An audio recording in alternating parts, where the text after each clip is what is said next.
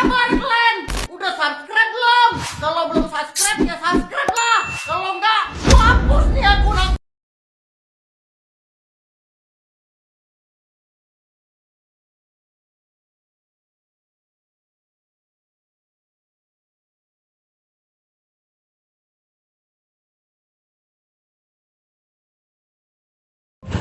Konten kali ini sengaja gue buat dan gue tujukan khusus untuk pesulap merah atau Marcel Radival, dimana belum lama ini gue komen di salah satu konten terbarunya yang gue coba mengklarifikasi tentang makna dan harfiah dari kata kesaktian itu sendiri. Gue memberikan penjelasan bahwa sakti dan ahli itu beda, sementara sulap itu adalah keahlian. Jadi jangan katakan bahwa sulap itu adalah kesaktian. Walaupun keduanya sama-sama berproses, pada intinya prosesnya berbeda. Akhirnya Marcel menjelaskan bahwa konten itu cuma majas sarkas plus entertain lah kalau nggak salah. Tapi gue balas lagi bahwa majas sarkas itu yang gue kopasin ya, gue ambil dari Wikipedia. Pengertian majas sarkas itu adalah bentuk perumpamaan kata yang tujuannya untuk menyerang atau menyakiti seseorang atau orang lain. Nah, gue ngasih peringatan di sini untuk dia beristirahat dengan tanda kutip. Akhirnya itulah yang membuat gue tertarik untuk komentar di konten tersebut. Seperti orang ketahui, gue beberapa kali ya tampil di channelnya Pesulap Merah sebagai narasumber dan bintang tamu. Mungkin karena beberapa kali gue tampil di channel dia dan sebagai narasumber dia, mungkin ada beberapa lah rekan-rekan dari praktisi paranormal yang menganggap bahwa dia adalah masih menjadi bagian dari keluarga besar persaudaraan kembang. Tapi gue pernah mengklarifikasi hal ini, di mana gue menyatakan bahwa dia sendiri bukan bagian dari persaudaraan kembang. Mungkin dia pernah belajar dari salah satu alumni persaudaraan kembang, dari salah satu anak didik yang pernah gue didik. Dia belajar ke seseorang yang bernama Ferdi, ya gue sebut aja langsung karena konten ini khusus emang gue sampaikan ke dia. Nah, jadi secara nggak langsung mungkin ada keterikatan antara dia dengan persaudaraan kembang. Dan ini akhirnya menimbulkan asumsi bahwa dia bagian dari kita gitu. Sementara buat menjadi bagian dari persaudaraan kembang ada syarat tertentu yang harus dipenuhi. Ini yang perlu digarisbawahi supaya semuanya paham. Karena munculnya asumsi-asumsi ini, akhirnya adalah beberapa rekan dari praktisi paranormal yang coba menghubungi gua, dan secara nggak langsung mereka memprotes, "Bang, itu gimana anak buahnya? Bang, itu gimana?" gitu.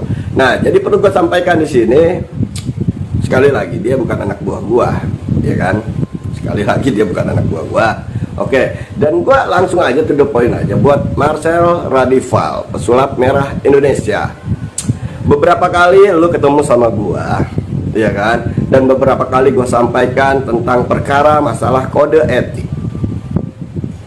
Kode etik, di mana gue juga mengingatkan lo tentang jangan sampai star syndrome, jangan sampai lo lupa diri, di mana akhirnya lo memenuhi semua keinginan fans lo, keinginan netizen lo, dan akhirnya lo lupa diri hingga akhirnya melupakan etika-etika yang ada dan beredar di masyarakat.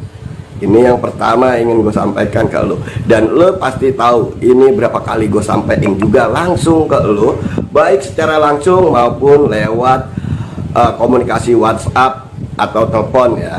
Ya, Sel, terserah lo mau nganggap gue sebagai abang lo, saudara lo, sahabat lo, atau guru dari guru lo, itu terserah lo. Gue nggak penting hal-hal seperti itu.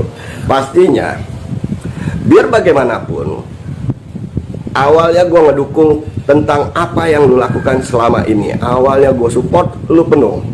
Kenapa?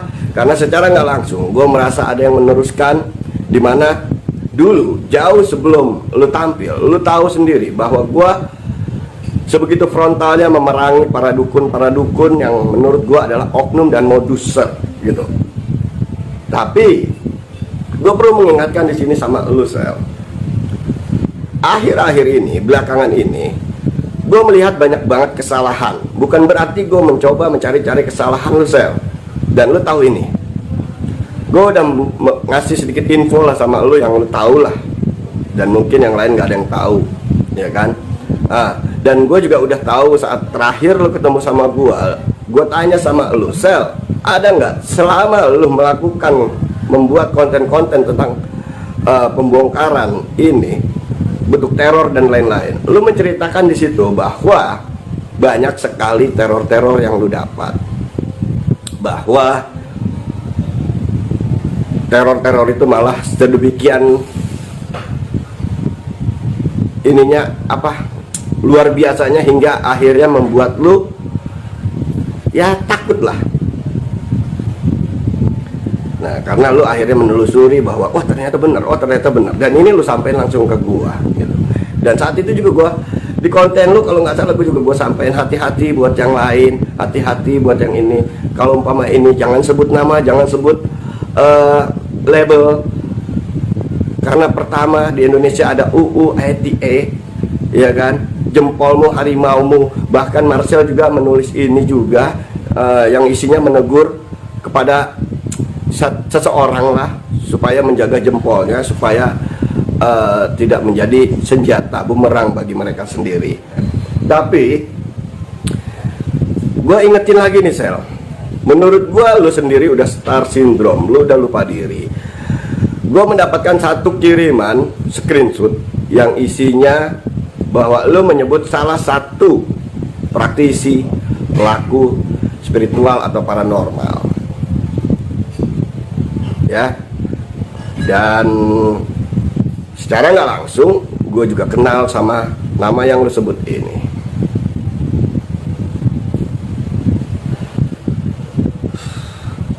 Ini aja udah gue ngeliatnya udah kesalahan, Sel. Kenapa?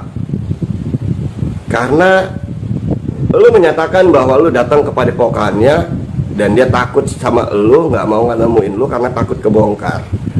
Nah, gue ingetin di sini, Sel, sama lu, Sel.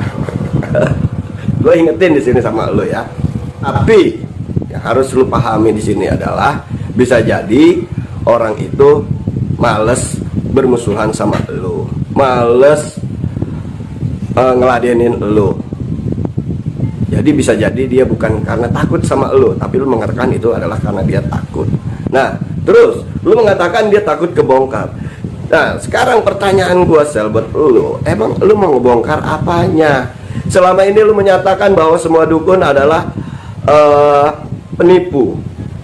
Dukun itu kalau nggak cabul ya penipu. Nah, sekarang gue tanya sama lu, saat lu mengeluarkan statement seperti itu bahwa semua dukun adalah cabul dan penipu, berarti lu mengklaim, lu memvonis, memukul rata semuanya, seakan-akan dukun itu cabul dan penipu. Padahal di mata hukum, saat lu harus menyatakan dia penipu atau bukan, itu harus minimal ada 2 alat bukti yang sah. Lu boleh tanya ke teman-teman lu yang katanya pengacara, Sel. Mungkin selama ini lu berpikir lu bergerak, lu buat konten-konten, disupport sama teman-teman lu yang katanya pengacara. Jadi kalaupun ada apa-apa mereka bakal ngebantu lu. Tapi apakah lu pernah berpikir bahwa mereka yang lu serang selama ini juga punya pengacara atau tidak? Seharusnya lu berpikir seperti itu, Sel. Lu lupa diri, lu menganggap seakan-akan diri lu menang di atas segalanya. Lu seakan-akan menganggap lu menang di atas angin. Nah, terus selama ini support dan dukungan yang lu dapat selain dari tim lu, mungkin dari para fans lu, dari para subscriber lu yang cuma mengatakan salut, mantap, keren dan lain-lain.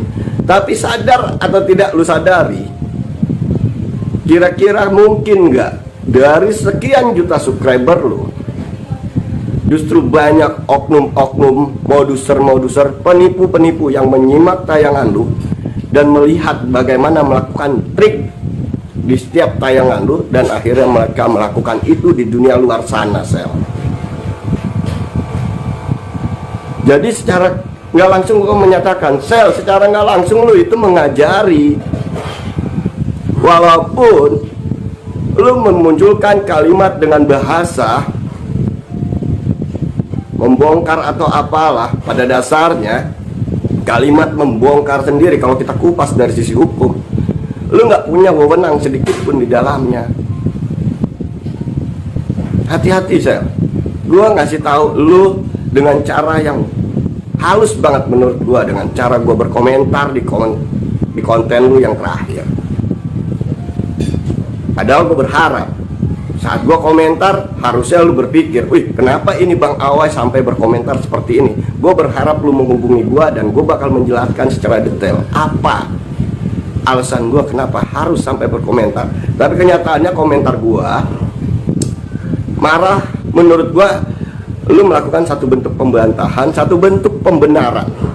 Gua nggak peduli kali mau subscriber lu berapa juta, mau fans lu berapa banyak.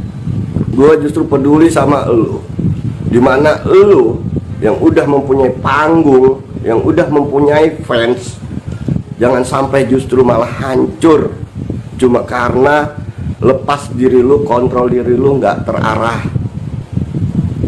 Ini gua ingetin sekali lagi sama lu Sel. Itu sedikit Sel. Ini gue sampein lagi. Kalau emang dasarnya lu mengedukasi masyarakat, kalau emang dasarnya lu pengen membongkar bentuk-bentuk trik-trik penipuan yang dilakukan oleh oknum-oknum paranormal, kenapa lu cuma menyerang segelintir orang? Kenapa lu membongkar tentang fenomena-fenomena dukun? Dukun sendiri, nih gue kasih tahu Sel ya, jauh sebelum dunia medis muncul, jauh sebelum dokter, profesor dan lain-lain itu muncul, sebutan untuk mereka yang jago-jago, hebat-hebat, ahli-ahli pinter-pinter dalam dunia terapi, emang apa Sel? Dukun adalah sebutan tradisional. Sama seperti halnya kesaktian. Dan ini gua anggap tolol buat mereka semua yang menantang untuk membuktikan kesaktian-kesaktian dengan iming-iming hadiah. Ini tolol. Karomah, mukjizat, maunah, dan kesaktian itu pada dasarnya adalah sama. Cuma yang membedakan adalah apa? Mukjizat diberikan kepada para rasul, karomah diberikan kepada para wali. Dan buat orang-orang yang biasa, bukan wali, bukan rasul, itu disebutnya maunah, pertolongan Allah yang justru menimbulkan efek ajaib luar biasa. Dan ini disebut oleh masyarakat awam adalah bentuk kesaktian. Baik mukjizat, karomah, atau maunah, itu bisa saja terjadi karena kehendak Allah. Tapi terjadinya cuma sekali. Yang berulang-ulang apa? Ceritanya.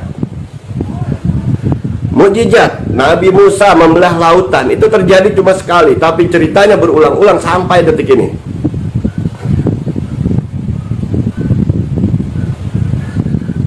Karomah, di saat Sunan Kalijaga hendak berguru, di mana buah apa itu ya, buah pinang diubah menjadi emas, dan itu akhirnya yang membuat Sunan Kalijaga tersadar. Tapi itu juga cuma sekali, enggak setiap ketemu pohon pinang diketok jadi emas, diketok jadi emas. Ini karomah. Maunah juga sama, dan ini sering ditemui oleh para praktisi, para terapis, khususnya di Indonesia ya. Di mana mereka menemukan keajaiban-keajaiban saat menangani kliennya, menangani pasiennya, muncul keajaiban-keajaiban. Tapi itu cuma dilakukan dan terjadi cuma sekali. Ceritanya yang berulang-ulang. Jadi tolol banget kalau ada orang nantangin, terutama yang dari Australia, yang katanya memberikan hadiah $100.000 buat yang bisa membuktikan. Ini tolol banget gitu loh. Karena ini cuma sekali, ceritanya yang berulang-ulang. Kesaktian itu nggak bisa diulang-ulang. Dan gue tahu bahwa fenomena kesaktian yang ditampilkan berulang-ulang itu udah pasti gimmick, itu udah pasti alat sulap. Jadi sekali lagi gue minta jangan samakan, seakan-akan meniadakan, seakan-akan semua kesaktian itu adalah gimmick, seakan-akan kesaktian itu adalah sebuah permainan sulap. Enggak. Ini ada benar-benar, karena kita yakinilah sebagai umat beragama bahwa masih ada kehendak Allah. Allah yang maha berkuasa, bisa menjadikan apapun seketika. Kun fayakun, jadilah maka jadilah iya. Jadi gue ingetin sekali lagi, tolong sel, jangan lu pukul rata, jangan lu anggap kesaktian itu nggak ada. Lu mencari-cari pembuktian, sementara mereka yang tertantang untuk datang menemui lu, membuktikan itu karena udah lu tonton tayangannya, udah lu saksiin, udah lu pelajarin, dan lu udah melakukan konsul sharing ke beberapa praktisi lainnya. Ya salah satunya ke gua dan ke beberapa orang yang gue juga tahu kalau lu juga sering sharing sama dia pada, hingga akhirnya lu menemukan titik, oh ini, bahwa inilah sebenarnya ini, baru lu berani nantangin. Andai kata tantangan yang lu buat tanpa lu lihat dulu tontonannya, tanpa lu simak dulu tayangannya, apakah lu bisa membedahnya, sel? Gue pribadi kadang tertarik, sel, buat tantang lu. Ayolah, sama gue ketemu, tanpa gue bikin tayangan dulu, tanpa lu harus melajarin dulu, lu bedah apa yang gue mainkan. Gue sebut ini permainan, tapi lu bedah apa yang gue mainkan. Apa lu berani, sel? Ingat, sel, di atas langit masih ada langit. Lu lupa diri, dan gue sekali lagi memperingati lu, mengingatkan lu. Dan demi Allah, demi Rasulullah, sel, saat ini gue sedikit khawatir tentang diri lu. Kenapa, sel? Kemarin gue dapat screenshot, sekali lagi gue dapat screenshot. Intinya lu menyebut salah satu tokoh agama, ulama, tokoh ormas juga, yang seakan-akan dia takut sama lu karena lu datengin padepokannya. Kenapa gue berpikir seperti itu? Karena biar bagaimanapun dia tokoh agama, dia punya pesantren, dia juga salah satu pimpinan ormas besar di Indonesia. Jangankan buat ketemu dia, jangankan buat ribut sama dia, lu ngadepin anggota dia, anak buah dia aja lu udah belum tentu sanggup, sel. Anak buahnya gue yakin bakal pasang badan sama lu, tapi lu lupa diri. Lu dengan ego, lu dengan sombong, lu dengan congkak, lu menyatakan seakan-akan lu super power. Dia takut sama lu, dan dia ini, dia sahabat gue juga, sel. Lu boleh buka kitab Mutafaqih Alaih. Di situ jelas bahwa kita tidak, sesama muslim itu tidak boleh saling memusuhi, saling membelakangi, saling menghasut. Bersaudara karena Allah. Dan haram hukumnya bagi sesama muslim untuk tidak bicara selama 3 hari. Ini selama 3 hari nggak bicara aja haram, sel. Tapi secara nggak langsung, karena kepopularitasan lu, karena star syndrome lu menabuh genderang perang, dan lu nggak sadar, sel. Dari hasil bukti screenshot yang dikirim ke gua, itu secara nggak langsung gua nggak bacanya apa, mereka mencari titik kelemahan lu, mereka mencari momen di mana lu benar-benar bisa terjerat secara hukum. Gue ngingetin lu kali, dan gue komentar, dan gue berharap lu ngubungin gue. Lu tahu gue gak berharap popularitas, dan lu tahu jauh sebelum lu melakukan hal seperti ini, gue udah melakukannya. Dan gue tahu apapun yang gue sampaikan saat ini, lu gak bakal bisa ngebantah, saya.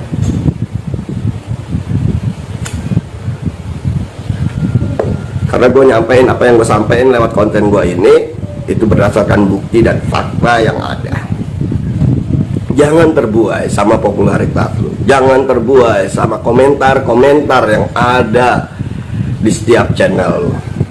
Kalau lu memang ingin berdakwah dengan cara meluruskan akidah tauhid mereka yang menyimak tayangan-tayangan lu, harusnya lu tidak menyerang seseorang. Harusnya lu lebih mengatakan ini adalah oknum, ini adalah ini. Lu nggak harus menyerang profesi, lu nggak harus memukul rata semuanya adalah cabul dan penipu. Dan lucunya di salah satu konten lu menyebut kalau gua adalah dukunnya para dukun, gurunya paranormal.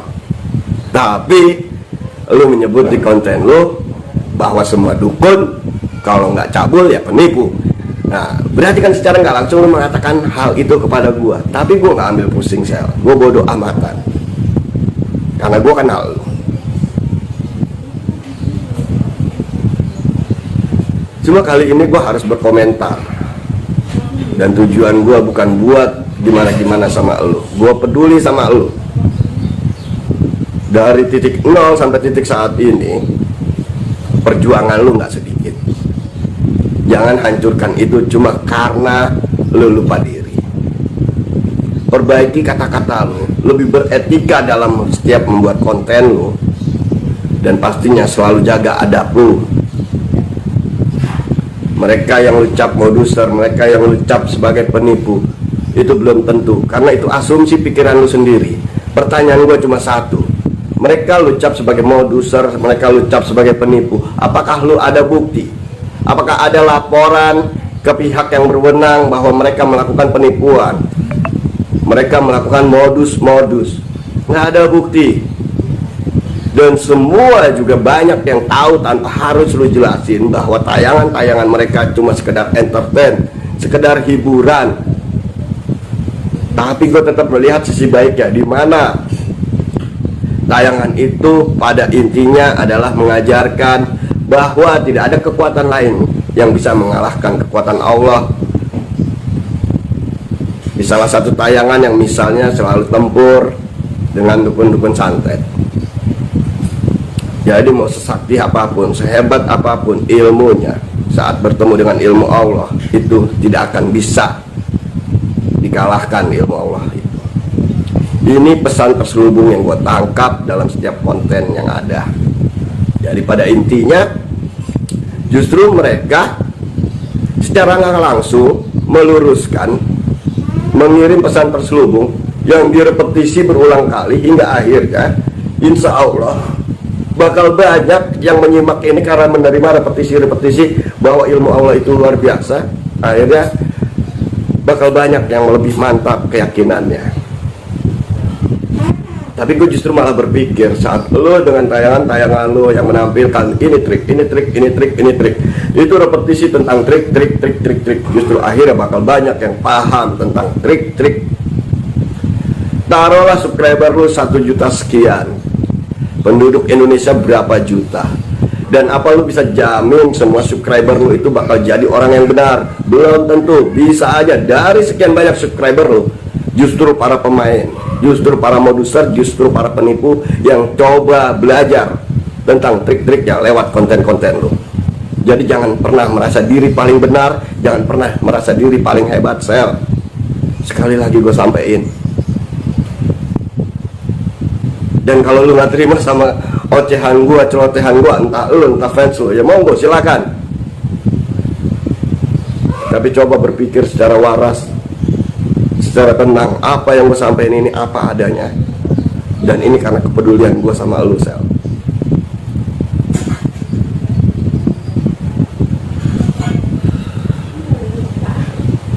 Dan gua harap dalam jangka waktu dekat ini, gua harap justru terjadi tabayun, terjadi ketemunya antara elu dan pihak-pihak yang berseteru. Gua bersedia menjadi perantara, menjadi media, menjadi penengah tanpa berpihak kepada siapapun. Tanpa berpihak kepada siapapun. Dan gua harap semuanya justru terjadi sinergi. Saat elu paham tentang triknya dan mereka paham tentang spiritualnya, saat ini digabungkan, trik plus spiritual itu jadi satu pemahaman yang luar biasa,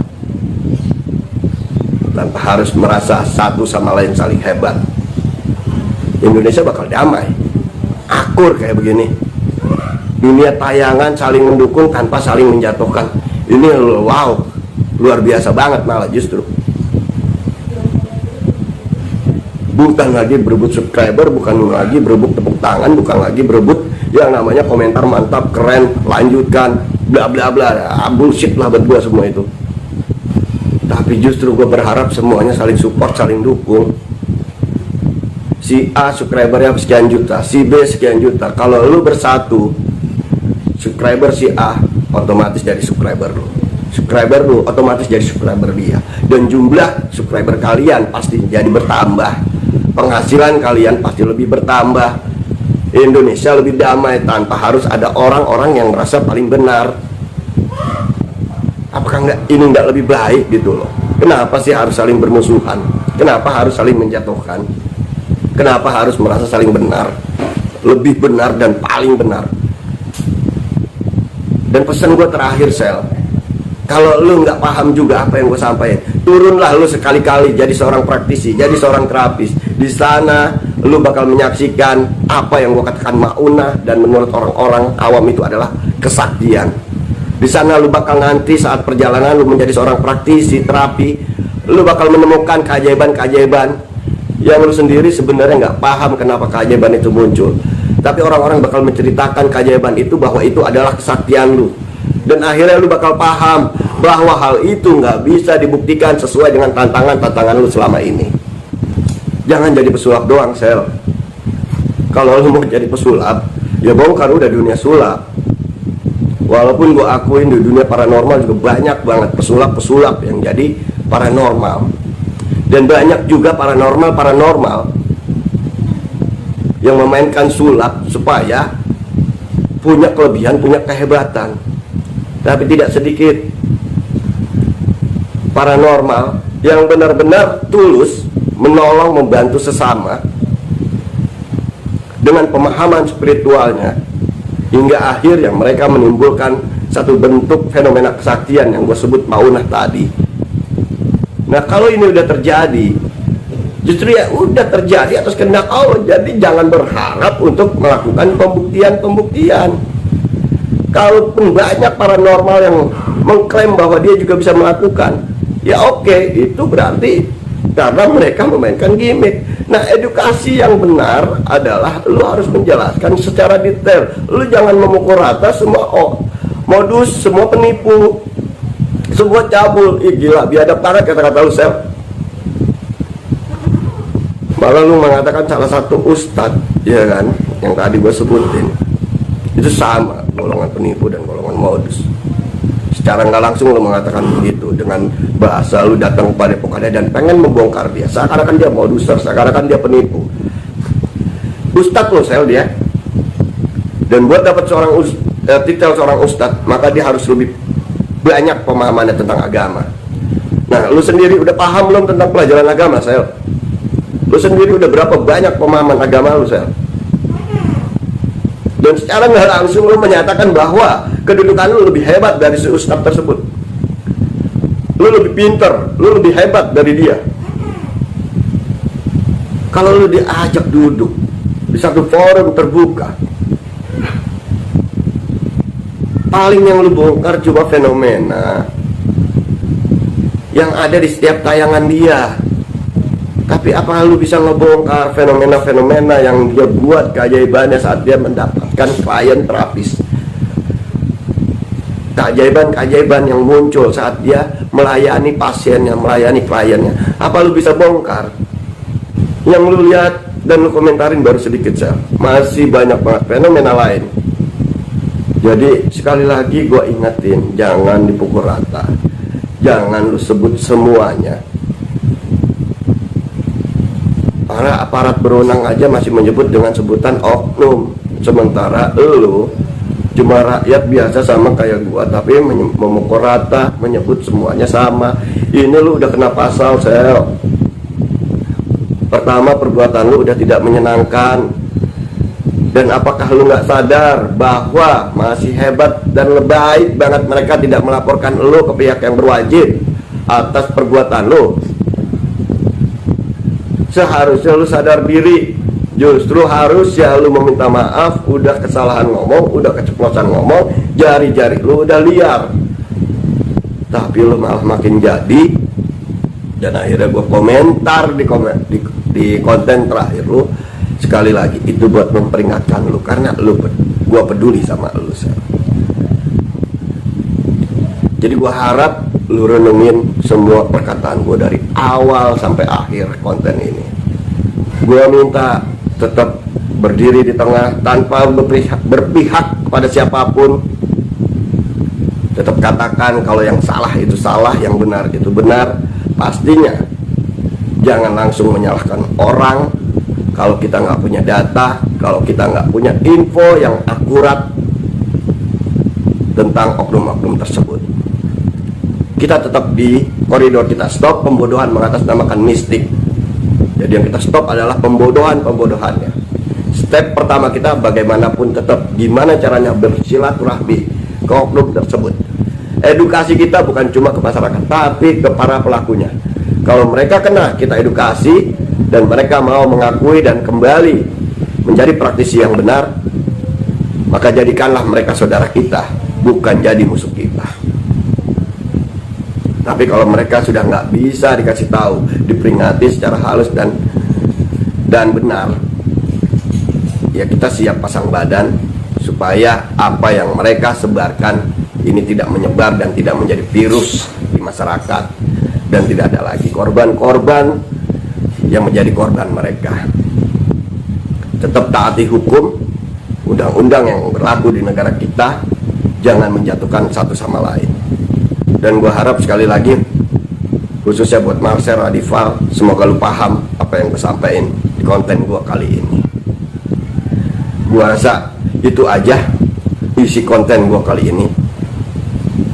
Dan seperti biasa, tetap sadari diri bahwa diri ini hanyalah seorang hamba, dan jangan pernah seorang hamba bermimpi untuk menjadi Tuhan. Merendahlah sampai tidak ada yang merendahkan kalian. Dan satu lagi, karena ini khusus buat Marcel Radival, kecerdasan itu seperti pakaian dalam sel, wajib dimiliki tapi tidak untuk dipamerkan.